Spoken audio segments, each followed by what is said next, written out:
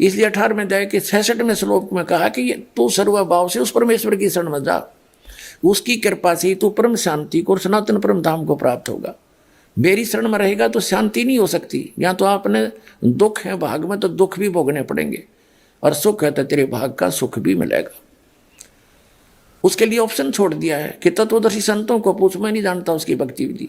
17वें अध्याय के 23वें श्लोक में गीता ज्ञानदाता ने उस परम अक्षर ब्रह्म सच्चिदानंद घन ब्रह्म, ब्रह्म ने माने सच्चिदानंद घन ब्रह्म की भक्ति का संकेत किया है कि उसके 3 मंत्र का जाप है। ओम तो सार्वजनिक कर दिया, वो तो उसका है ही, और तत् और सत वो सांकेतिक छोड़ दिए, उसको तत्वदर्शी संत बताएगा। तो वो दोनों कोड वर्ड जो हैं वो दास के पास है, वो कंप्लीट कोर्स है।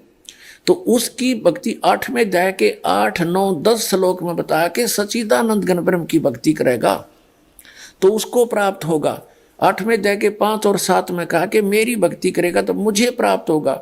ब्रह्म की साधना करने वाला ब्रह्मलोक में जाएगा।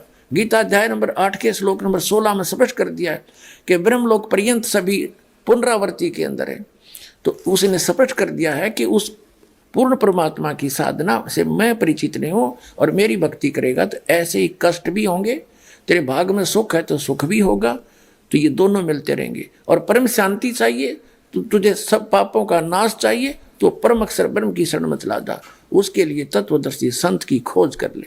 तो वो तत्वदर्शी संत ये दास रामपाल दास सतलोक आश्रम पर वाला जिला है, हिसार हरियाणा में, भारत के अंदर है। तो पुण्यात्माओं, दास की प्रार्थना है वो सत भक्ति इस दास के पास उपलब्ध है। आपको कभी दुख नहीं होगा, परमात्मा हरदम साथ रहेगा। वो अल्लाह अकबर की भक्ति उसने खुद आकर के यहाँ बताई है, वो ज्ञान इस दास के पास उपलब्ध है। उसको प्राप्त करो, अपना कल्याण करवाओ।